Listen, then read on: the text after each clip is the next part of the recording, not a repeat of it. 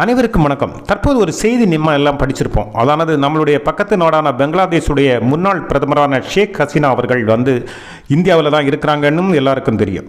அவங்கள உடனே எங்களுக்கு திருப்பி ஒப்படைக்கணும். பங்களாதேஷுடைய சர்வதேச ட்ரிபுனல் முன்னாள் பிரதமரான ஷேக் ஹசீனா அவர்களுக்கு மரண தண்டனை விதித்ததாகவும், எனவே எங்களுடைய ட்ரிபுனல் மரண தண்டனை விதித்த ஒரு கைதியை அல்லது குற்றவாளியை நீங்கள் உங்களுடைய நாட்டில் வச்சிருக்கக்கூடாது, எங்கள்கிட்ட திருப்பி உடனே ஒப்படைக்கணும் அப்படின்னு சொல்லிட்டு ஒரு கோரிக்கையை இந்தியாவுக்கு வச்சுருக்கிறாங்க. அப்படி நீங்கள் தரலைன்னா நம்ம கூட உள்ள நட்புறவில் பாதிப்பு ஏற்படும் அப்படின்னு சொல்லியிருக்கு. இதை சொல்கிறது பங்களாதேஷின் இடைக்கால அரசான யூனஸ் தலைமையிலான அரசு தான் சொல்லுது. இதை நம்ம எப்படி பார்க்க போகிறோம்? இது இந்தியா எப்படி திருப்பி கொடுக்குமா, கொடுக்காதா, கொடுக்கறதுக்கு என்ன சாத்தியம் இருக்குது, இல்லை வேறு வழியே இல்லையா? இதில் வேறு 2013 பங்களாதேஷிற்கும் இந்தியாவிற்குமான ஒப்பந்தப்படி குற்றவாளிகளை மாறி மாறி ஒப்படைக்க வேண்டிய சட்டத்தின்படியும் ஒப்பந்தத்தின்படியும் நீங்கள் வெகு சீக்கிரம் எங்கள்கிட்ட ஒப்படைக்கணும் அப்படின்னு நிர்பந்திக்குது பங்களாதேஷ் அரசு. இதற்கு இந்தியா என்ன பதில் சொல்ல போகுது? அப்படி நிர்பந்தப்படுத்தினா மாற்று வழி இல்லாமல் கொடுக்க போகிறதாங்கிறத பற்றி தான் இந்த பதிவில் நம்ம பார்க்க போகிறோம். பாருங்கள். இந்தியாவுக்கு ஆதரவாகவும் இந்தியாவுடைய நட்புறவு பேணியும் தங்களையும் வளர்த்து இந்தியாவுடனான நட்புறவையும் பேணி சைனாவுடனும் நல்ல நட்புறவையும் பேணி வந்த ஒரு அரசு தான் பங்களாதேஷ் அரசு. இப்படி இந்தியாவுக்கு மிக பகைமை உணர்வோடு செயல்பட்டு கொண்டிருந்த சீனாவுடன் கூட ஒரு நல்ல நட்புறவை ஏற்படுத்திட்டு இருக்கிற ஒரு பங்களாதேஷ் அரசை ஏன் இந்தியா ஆதரவளித்து எல்லா உதவிகளும் செஞ்சுட்டு இருந்ததுன்னா, இந்தியாவுடனும் அது நல்ல நட்புறவை தான் இருந்தது. இந்தியாவுடைய பாலிசி தான். அதான நீங்கள் யார்கிட்ட வேணாலும் சண்டை போடுங்க, எங்களுக்கு எல்லாரும் வேணும், எங்களுக்கு வளர்ச்சி முக்கியம் அப்படிங்கிற லெவலில் நல்ல ஒரு மனோநிலையிலையும் மக்களுடைய பொருளாதார முன்னேற்றத்திலையும் உள்கட்டமைப்பு வசதியில எல்லாம் மேம்படுத்திக்கிட்டும் முன்னேறிக்கிட்டு இருந்த அரசு தான் ஷேக் ஹசீனா அவர்களுடைய தலைமையிலான பங்களாதேஷ் அரசு. அங்கே ஒரு பிரச்சனை வருது. என்னென்னா, அமெரிக்கா அங்கே ஒரு ஐலண்டை தங்களுக்கு இராணுவத்தில் அமைக்கிறதுக்கு கேட்குது. அந்த தீவை நாங்கள் தரமாட்டோம், இங்கே நீங்கள் இராணுவத்தில் அமைச்சிட்டிங்கன்னா எங்களுக்கு அது பெரிய பிரச்சனை வரும், எங்கள் மக்களுக்கு அது பெரிய பாதிப்பாகும், எங்களுடைய வளர்ச்சிக்கு அது பெரிய பாதிப்பாகும் அப்படின்னு அது மறுத்துது. இதற்கு மிக முக்கிய துணையாக இருந்ததும் இந்தியா என்கிறதில் மறுப்பதற்கில்லை. காரணம் என்னடானா, இந்தியாவுக்கு உள்ளேயே இருக்கின்ற ஒரு நாடுங்கிற வகையில் தான் பங்களாதேஷ் இருக்கும்போது அதற்குள்ள அமெரிக்காவுக்கு ஒரு படைத்தளம் வந்தாலோ படைக்கலம் வந்தாலோ அது இந்தியாவிற்கு மிகப்பெரிய அச்சுறுத்தல் அமையும். ஆனால் அதே சமயம் அமெரிக்கா நினைச்சது இந்தியாவையும் பங்களாதேஷையும் சீனாவை எல்லாம் மிரட்டுறதுக்கு நமக்கு ஒரு வாய்ப்பு கிடைக்குன்னு பார்த்தது. அதற்கு ஒத்துக்காத அந்த ஷேக் ஹசீனா அரசை புரட்சி என்கிற பேரில் கவுத்து விட்டு இப்போது மிகப்பெரிய பரிதாபத்துக்குரிய நிலைமையில், பொருளாதார நிலைமையிலையும் வணிக ரீதியாகவும் நட்பு நாடுகளின் உறவு ரீதியாகவும் எல்லாத்திலையும் பலகீனப்பட்டு கிடக்குது பங்களாதேஷ்.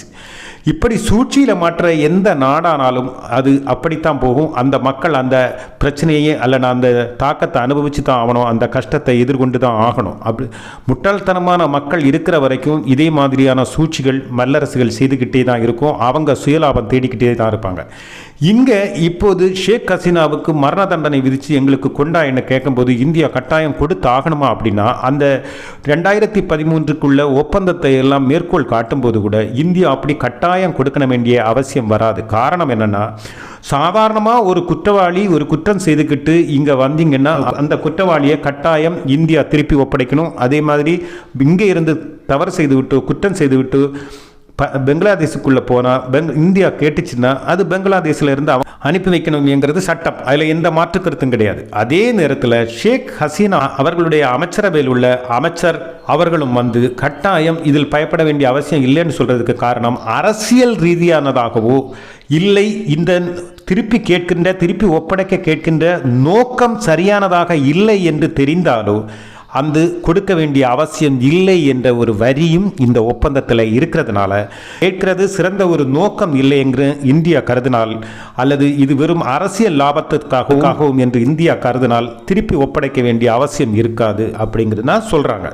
சரி, ஷேக் ஹசீனாவை ஒருபோதும் இனி இந்தியாவிலிருந்து பங்களாதேஷுக்கு இந்தியா அனுப்பாதான்னு கேட்டால் கட்டாயம் இந்தியா அனுப்பும். ஆனால் இந்தியா முன்வைக்கிற கோரிக்கை என்னன்னா, அங்கே உள்ள அனைத்து கட்சிகளையும் கூட்டி அங்கே பொதுவான ஒரு சுமூகமான மக்களாட்சி கொண்டு வருவதற்கு தேர்தல் நடத்தி அந்த தேர்தலில் ஷேக் ஹசீனா அவர்களை போட்டியிடுவதற்கு அனுமதித்து மக்கள் ரீதியான ஜனநாயக ரீதியான ஒரு அரசை நிறுவுவதற்கு வாய்ப்பு அளிக்கும் போது அங்கு ஷேக் ஹசீனா அவர்களை அனுப்பி வைப்பதற்கு இந்தியா தயங்காது. அவர் கூட உள்ள அமைச்சரையும் அனுப்பி வைப்பதற்கு இந்தியா தயங்காது என்னும் இந்தியாவுடைய நிலைப்பாடு இருப்பதாக சொல்லப்படுகிறது. இது வெளிப்படையாக சொல்லப்படாவிட்டாலும் இதுதான் இந்தியா கருதுவதாக சொல்லப்படுகிறது. அதனால் ஷேக் ஹசீனாவை கட்டாயம் நீங்கள் தந்தாகணும், 2013 இப்படி ஒரு சட்டம் இருக்குது, நாங்கள் மரண தண்டனை விதிச்ச ஒரு குற்றவாளியை நீங்கள் வச்சிருக்க கூடாதுன்னெல்லாம் சொல்லி மிரட்டினாலோ இல்லை அழுத்தம் கொடுத்தாலோ ஒன்றும் இந்தியா அசைய போகிறதில்லை. அதே நேரத்தில் வெளிப்படையான எந்த சவால்களையோ எதிர்ப்புகளையோ இந்தியா காட்டாது, அப்படி காட்டவும் முடியாது. காரணம், யானை போய் எறும்பு கிட்ட ஏதாவது செஞ்சால் யாரை குறை சொல்வாங்கன்னு சொல்கிற மாதிரி எப்போதுமே பெங்களாதேஷுக்கு ஒரு எதிர்ப்பையோ இதையோ வெளிப்படையாக காட்டாது. ஆனால் இந்தியா செய்ய வேண்டியதை மிக கச்சிதமாக செய்யும். அதனால் ஷேக் ஹசீனாவை திருப்பி ஒப்படைக்கிற நிகழ்வு அல்லது அவர் கூட வந்த அமைச்சரை திருப்பி ஒப்படைக்கிற நிகழ்வு ஒருபோதும் நடக்காது. ஆனால் இவர்கள் திருப்பி செல்வார்கள். எப்போ அப்படின்னா, பெங்களாதேஷில் ஒரு ஜனநாயக சூழ்நிலை திரும்பும் போது மட்டும் இவர்கள் செல்வார்கள். அதற்கான உத்தரவாதம் பெங்களாதேஷ் அரசு கொடுக்கும்போது இது சாத்தியப்படும் என்பதுதான் இதில் இருக்கிற உண்மை. சரி, இன்னொரு பதிவோடு மீண்டும் பார்ப்போம்.